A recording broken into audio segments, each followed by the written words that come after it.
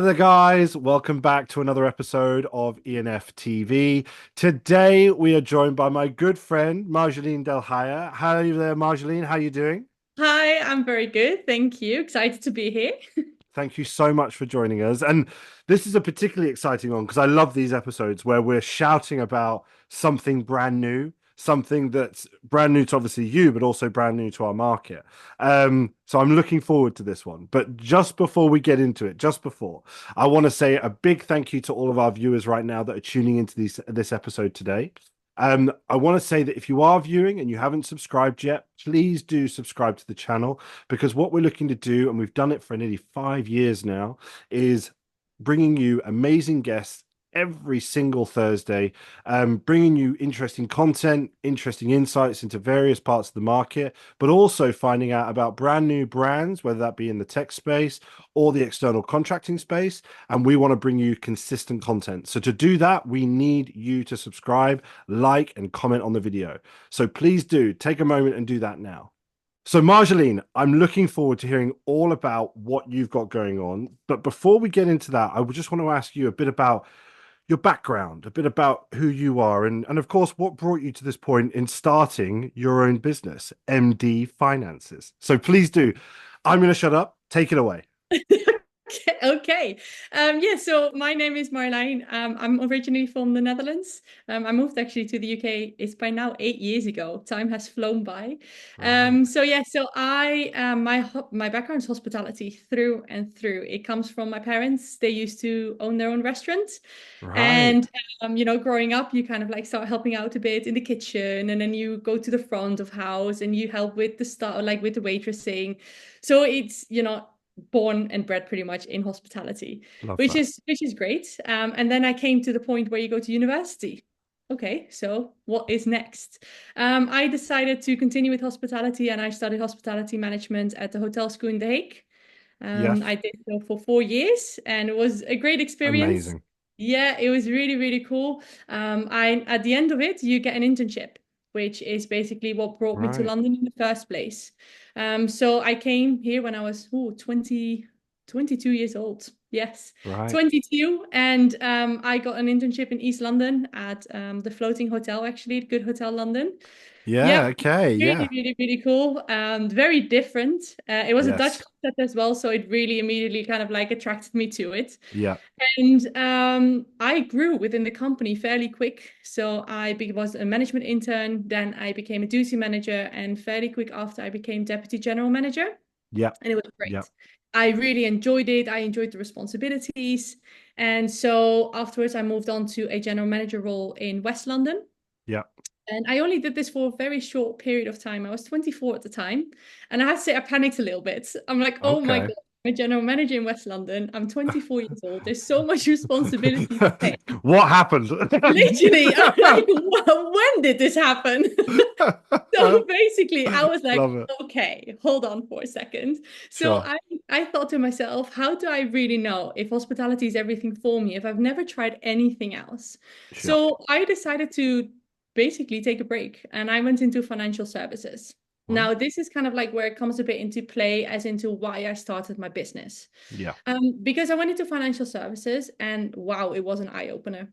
Mm, All of a sudden you start talking about pensions, you start talking about investments, and yeah. I started to get to do exams for it. So there were, certifications came through, and you start to think like, wow, there's so much actually there that you should know and no one really talks about. Yes. Yeah. And because my background is in hospitality, I specifically know that in hospitality, this is the case, that there's just not really attention to it. Like, yes, you get enrolled in your pension, but then Mm, if you start asking questions, often they can't be answered by yeah. the human resources department itself.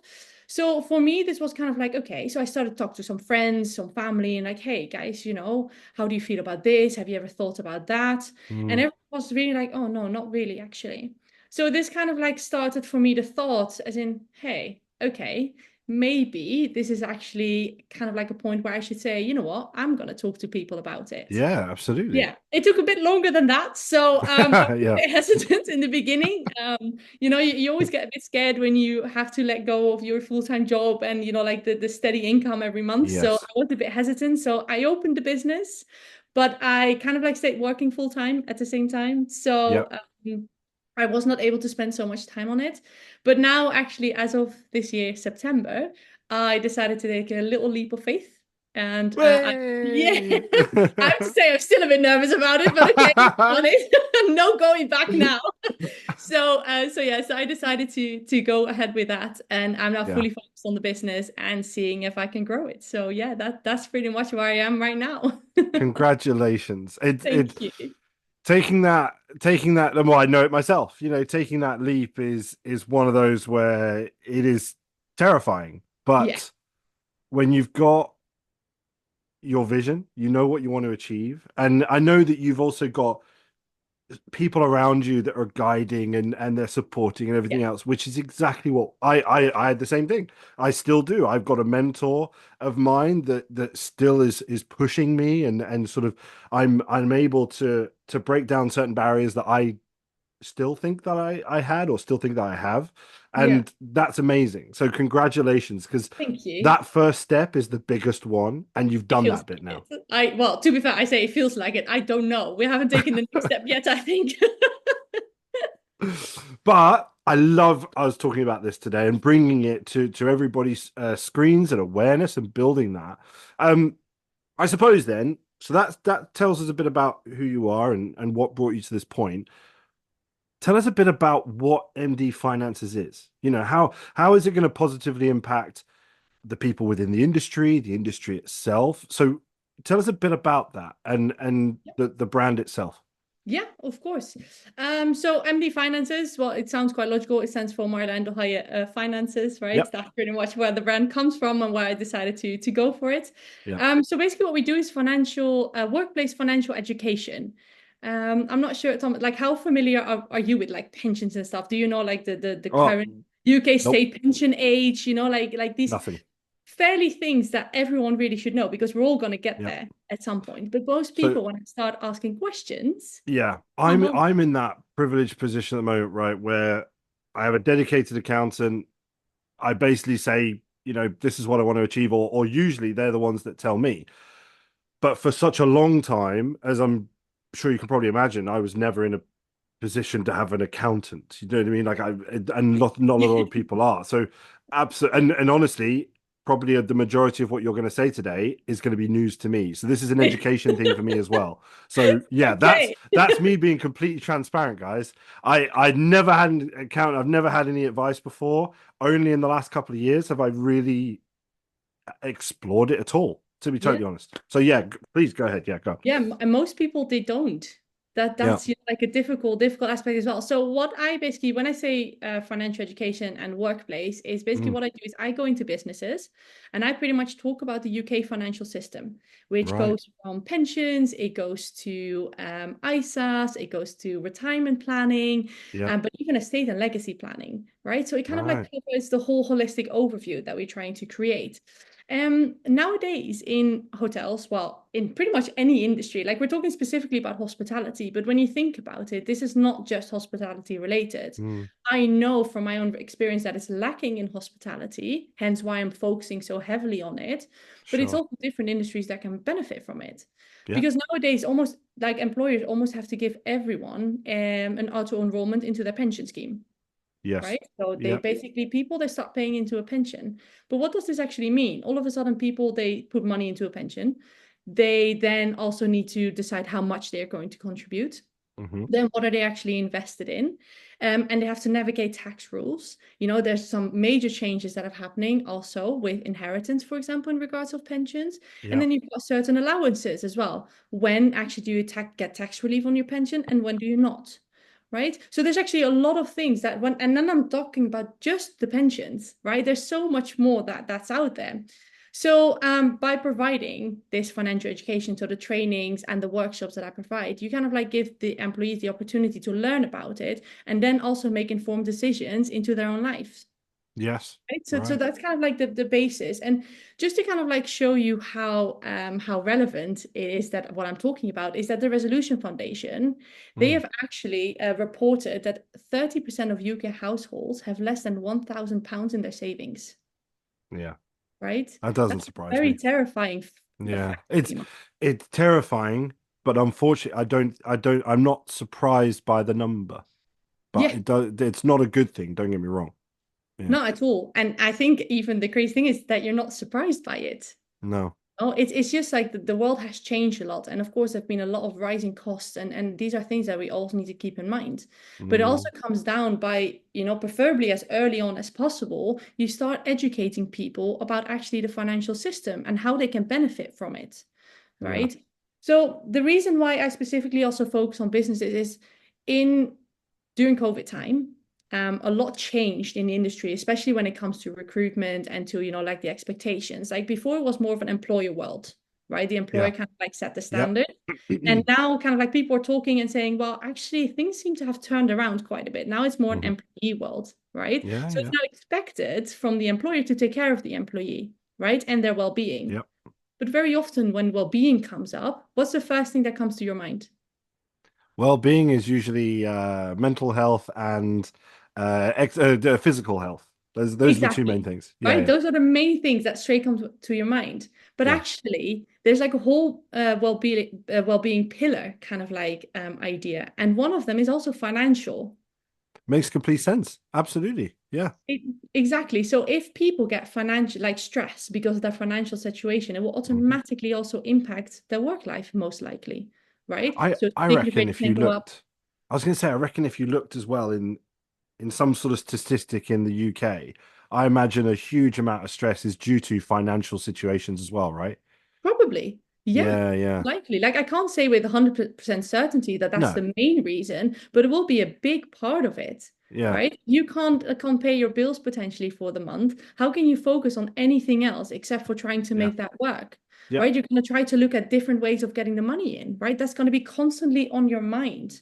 And yeah. we all I've know been the there. effect of Yeah. mental stress that eventually it's going to attack you physically as well, hmm right? No, Leading into I sickness. yeah, a few years ago now, I was there for sure. I was there, and you're right. You don't think of anything else.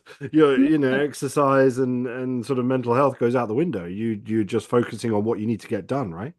Exactly, exactly. And also with, like this is why MD Finances does what we do pretty much is Mm, that we kind of like give the employer the opportunity to add an additional employee benefit, right. to offer one and basically say like, hey guys, we're gonna at least teach you about the financials and how the hmm UK exactly works. And then basically from there, of course, it's up to the employee to make then the decisions that they want to make, but at least Yeah, they will be informed. And that's kind yeah. of like what we're trying to do. Right. So your format then, for anybody watching this then, is you are in direct contact with the employers, Yeah. in this case, majority hoteliers. And you're pitching this as a well-being option to be included in their well-being package for their employees. That's the way this is Definitely, being right. definitely. Yeah, I Okay. see it's an employee benefit. Yeah, And in the absolutely. end, everyone can come. Like it goes from general manager, it goes down to housekeeping, to Yeah, literally yeah, anyone can come. And this is also like one of the important things for businesses to understand is that we tailor it to the yeah, business. Because every yeah. single business is different. Every pension offering is different as well. hmm Some employers they say, okay, we go up to 7%. If you pay 7%, we pay 7%, right? We match Yeah, it. Some employers don't. So our training, especially the finance training, is all tailored to what the company offers. And right. we just kind of like really give all the information to the employees. If they've got any questions, we can answer them. That's kind of like the approach that we are taking. Mm. Amazing. And I suppose again, so we've looked at the format with regards to the employer. How does it work when you're, let's say you sign an employer up. So let's look at this Yeah. journey, if you like. You've signed a hotel to your program. Yeah. How often are you there? What's the engagement like with the people on the ground? What does that journey look like? So basically, how it starts is like we just have a conversation, right? We talk about hmm what exactly that they're looking for to see like how can I adjust my training, see if it really makes sense for them. As well, then basically what happens is I send them a questionnaire. And Yep. basically in the questionnaire, I ask them all the details in regards of their pensions, the salary Right. sacrifice, everything that is possible, because Sure. that's then for me a way to incorporate into my training. Then Okay. it's up to the company to decide, okay, we would like to have one session, Yeah. Maybe they would like to have 2 or 3 sessions. And then Yeah. again, it's for them to decide when to schedule them. I'm Sure. very flexible.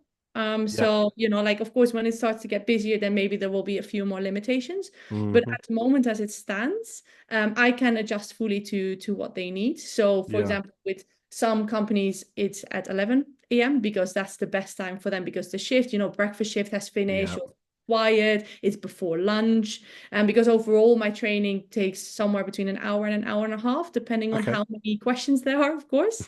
Yeah. So, which, it depends. Sometimes there's a lot. Sometimes, I think people are so shocked they don't dare to ask the questions anymore. Yeah. Yeah. Yeah. Absolutely. Yeah, so it kind of like it depends. And then also I offer a training, which is literally the finance training. So that all goes about pensions, about ISAs, about Right. retirement planning.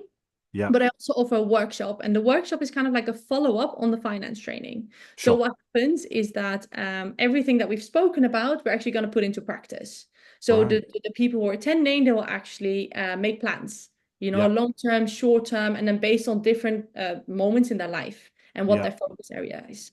Then also they're going to investigate, okay, so state pension, how much entitlement have I actually already built up? Am I entitled already to any state pension? Hmm. Right? So it's kind of like getting people aware of where they currently stand and create their own little overview, Sure. and then it's up to them to take that away and see, okay, where can I actually improve? Right? Yeah. So Okay. that's kind of like the first step. Then, you also, when you get everything in place, happy Hmm. days, right? That's a great moment to have. But then you go to the next step, and which is estate and legacy planning, because that is again a whole world on Yeah. itself. So Yeah. there we have a completely separate training on again. Now, after each training and workshop, I always stay behind for about 30 minutes Sure. because I also understand finance. It's always a bit tricky and it's quite personal. So not everyone feels Yeah. comfortable by asking the questions, like during the session. So Yeah. I always make sure with the employer that we discuss that I stay 30 minutes behind and that Yeah. people can come to me personally and ask questions. Now, the one thing I do always say is that I don't advise. Whatever No. Of I talk course. about, you Yeah. can find on the internet, Yeah. because I'm not a financial advisor.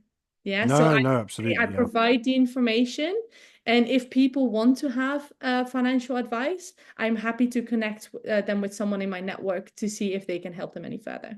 Great. Okay. So I yeah, was. so that's kind of like the process throughout. Yeah, Yeah. I was going to say. My background is in wealth management and financial planning as recruitment. you mentioned. Yeah, Um, and I remember when we first spoke, I was thinking if there is advice in here that there because I obviously I looked at your profile and whatever, and I couldn't see the dip or even yeah, charting this no, sort of thing. And so that's what so yeah, but what you have got is solid connections within that space. So if somebody does want to go down that route, it's a very easy transition through you to that exactly. environment, Yeah, which definitely. again I think knowing that space, obviously I've not been in it for years now, but knowing that space the way I did, it can be such a minefield, especially for people that aren't in that a lot of the case in that high net worth and ultra high net worth space that have a lot of people around them that are, advice and everything else. If you're just a layman like me, where do you even start? You Yeah, generally think, oh, I'll just go down to my local bank. And yeah, anybody that knows high street banking, good mm, luck trying to get impartial yeah.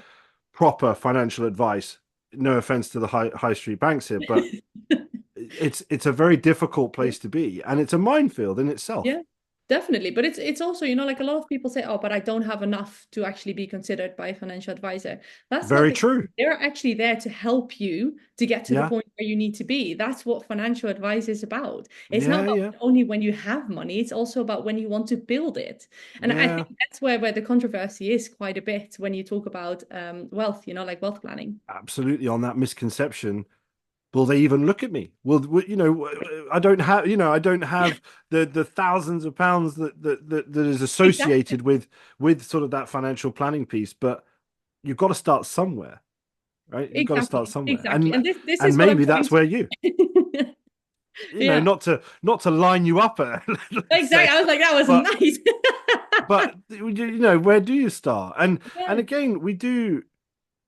I know we said this again when we met previously, but in hospitality, there's a very low barrier to entry. So therefore, there's a lot of people in the market that may be not that astute with regards to their finances.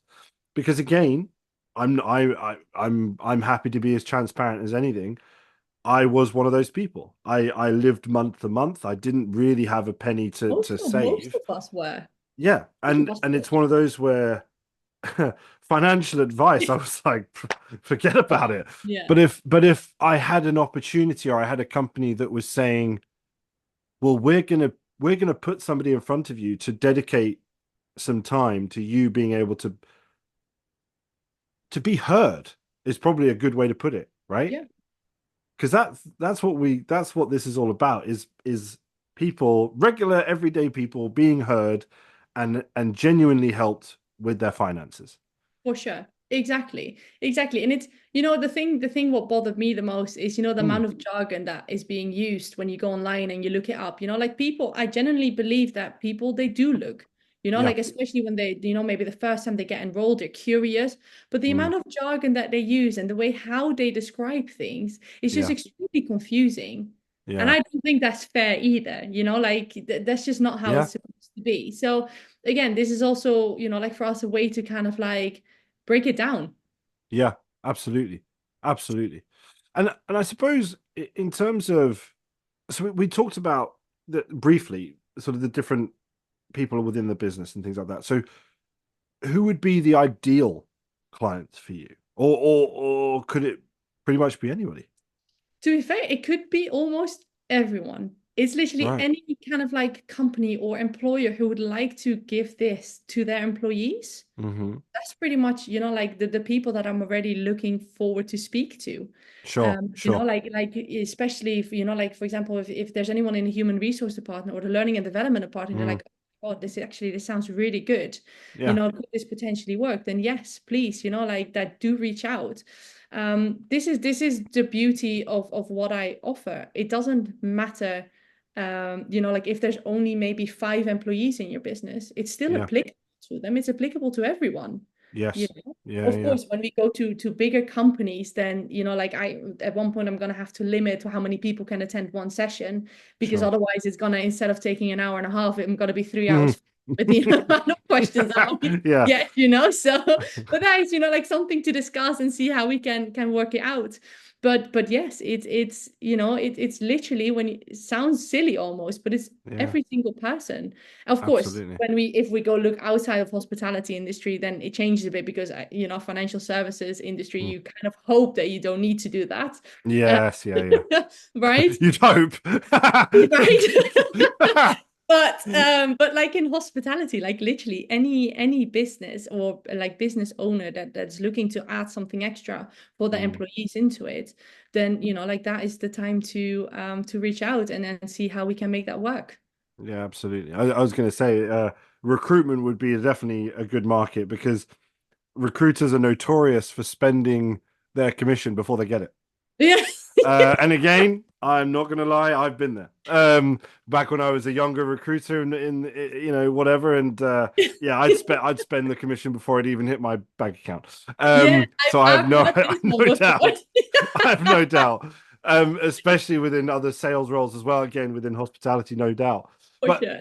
I suppose it comes back, weirdly enough, it actually comes back to what we said before with regards to, you said about the major pillars. So, Yes. mental health, physical health, financial health. And each one of those can have a tremendous impact on someone's stress levels, their mental well-being. If Yep. it's almost like if one of those, in fact, it is. I never thought about this, but if one of those pillars is in any way compromised, it Yep. immediately affects the other two, For sure. right? So if For your sure. if your physical health is poor, you're not able to go to work. That's going to affect your finances. If 100%. your mental health is not in a good place, you're not going to be as focused on making sure that your financial situation and bills are paid because you're in that place, or it's going to impact your physical health. Your Yep. financial health is immediately going to affect your mental health, or it's going to have an immediate impact on both your mental and physical. So for an Absolutely. employer, if they've got an option, because they're so well established in the mental and physical health, because we already discussed that, but Yes. if they were able to have a solution like yours that immediately focuses quite well, all its focus on the financial side of things, you're then covering all three pillars. And if you've got happy employees that are less stressed, I'm not saying we're going to be stress free, but at least less In stressed. hospitality, is that possible? Nah, absolutely not. For anybody that works in it or has any constant Literally. contact, no.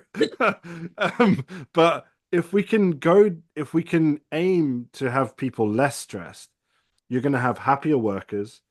You're going to have more peaceful minded people that are going to be able to focus more on your guests, focus more on the team environment, and less about what's going on at home. Because if home is sorted, workplace becomes your place where you can excel, Definitely. right? Definitely. And also think from the employer perspective as well, retention. They don't You need to know, call if you me. have In if fact, you have scrap happy this. employees, you know, if you've got happy employees, they tend to stay. If Absolutely. you as an employer actually show that you care, I think nowadays that's almost one of the most important things for people. They want to Yeah, be appreciated. absolutely. And be showing your appreciation is by offering them certain benefits that are actually Mm. beneficial to them, not just something random, which, like they will never use anyways, Yeah, yeah, but it's absolutely. actually something that's going to help them going forward in life. Yeah, we've all been there where we've had benefits packages that are just that you almost calculate a benefits package by how many bullet points there are. If there's loads and loads of bullet points, then you know that you've got loads of benefits. Half of them you'll never see, you'll never use, you'll never even Yeah. think about, right? 100%. But when you're looking at the job, you'll think, wow, this is amazing. Whereas, as you say, this benefit could seriously impact positively on people's lives day to day. Doesn't matter who you are, doesn't matter your background, it's going to help. There's no Yeah, downside, right? sure. For sure. Which very rarely do you get in this world an opportunity where there's no downside. Yeah. Um, but okay, so that's sort of that bit, if you like. What does the future hold for MD Finances? So we've spoken about your background, we've spoken about the business and its focus and what it does, the clientele. We're at the start now. So what do you envisage over the next, let's say, 12 to 18 months? What does the future hold?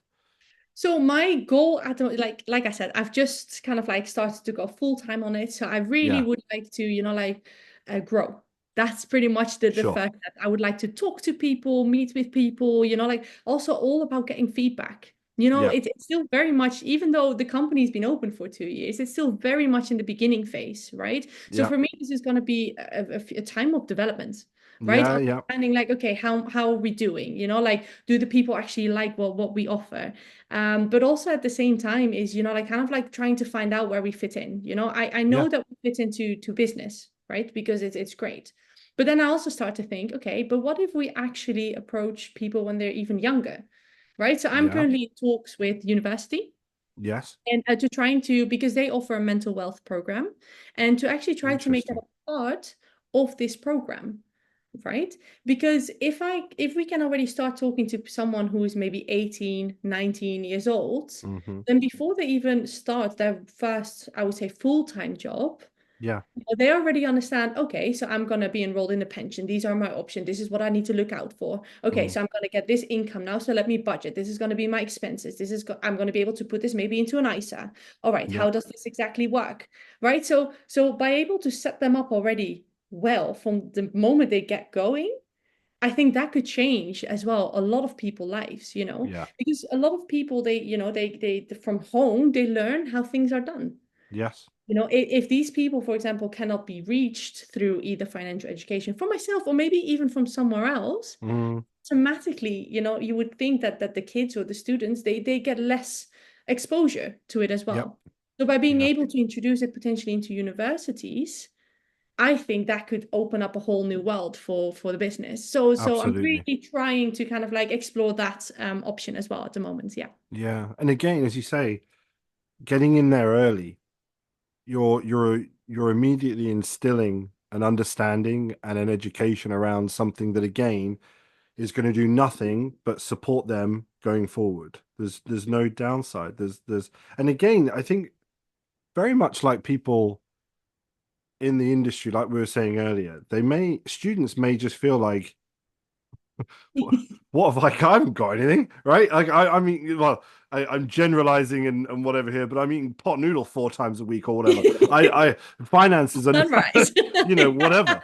But again, though, if you think about it, if you're instilling that education now, when they do start in their full-time careers, they're already going to be thinking smartly about that For sure. aspect. Yeah. And to be fair, Yeah. like I'm even when I did it for the university, I slightly adjusted the training, right? Because Right. like you said, they don't have anything yet. So they're very quickly gonna be like, okay, this is not for me. Yeah. Right. So in order to kind of like make it more relevant to them, I actually talk about different things. She says, what is debit and credit? Yes, Right? What is a absolutely. credit card? I heard Yep. this for the first time in the UK. Sometimes people, when they turn 16, they get a credit card sent to their Mm. home. Just Yeah, like yeah. that, with no explanation. The person Wow. who starts to Wow. use it, I'm like, like they don't know what to do. And so they just Yeah. start spending the money and they think, great, I've got Yeah. someone else's money to Yeah. spend, Look right? at this. Yeah. And then all of a sudden the bill comes in, right? Yeah. So I talk about this, but I also talk, for example, about the student loan, the Yeah. debt that they create with it. How do you actually pay it back? What are the Mm. barriers? When do you stop paying? When do you not pay? What are the consequences? Are there any effects of it? Yeah. Right. So I kind of like tailor it as well to what they need. So where I Mm. tailor it to businesses, I also make sure that I tailor it actually to the students. And yes, a part of it is pension, a part of it is ISAs. Again, just to get them ready that when they get their first full-time job, they're good to go. Because a lot of Yeah. them already have part-time jobs. If you work enough hours, you actually get pension. Yeah. Are they aware of this? Did they opt out or did they opt in? Do they know what it means if you opt out? Yeah, you get more money into your check, like it's just your paycheck at the end of the month, Yeah. great. But like you're not benefiting from a pension. So it's Mm. kind of like making them aware of all not consequences, but like what happens when they make certain decisions. Yeah. So Yeah, and absolutely. so like it's again tailored to what they need. Yeah. And again, no downside, right? There's none. Um, okay, well, Marjolein, I want to say a massive thank you to you for taking the time. What I Yeah. want to say to everybody watching at this stage, if you are an employer, as you were saying, if you're working in HR, if you're working in talent acquisition, if you're working in those areas, or obviously in operations or commercial, whatever, if you see this and you're thinking this could be a great benefit for our team, could be a great benefit for the business as a whole, I will put all the details in the description down below. Please do connect, talk. I'd love to be able to have some traction on this because, as we've been saying, it's for anyone and everyone. It's something that people can really benefit from now, but also going forward. And obviously, anyone in the education space. So that we've got a lot of people, a lot of connections within the education space. If you believe this could be a great program for your students that are currently studying and about to step into their careers, please do again look at the details in the description down below and engage because I would love to hear about the success that we're having. Let's catch up, Marjorie, in the new year. Let's say in Yeah. 6 to 8 months' time, and see how things are going. Because I'd love to catch up with you to find out how things are all moving with this. Sounds like a plan. I love Great, it. great. Well, I want to say a massive thank you to you for taking the time out to joining me on the show. It's been a real pleasure, and it's so amazing to hear about initiatives like this and new businesses. And congratulations again. Oh, thank you so much. I really appreciate it. Thank you so much for having me. It was an absolute pleasure. Ah, thank you so much. Thank And guys, if you are with us at this stage, don't forget, like, subscribe, and comment down below what you think about this video. And as I say, all the details will be down below, so please do engage with that. But thank you so much for tuning into this week's episode, and we'll see you.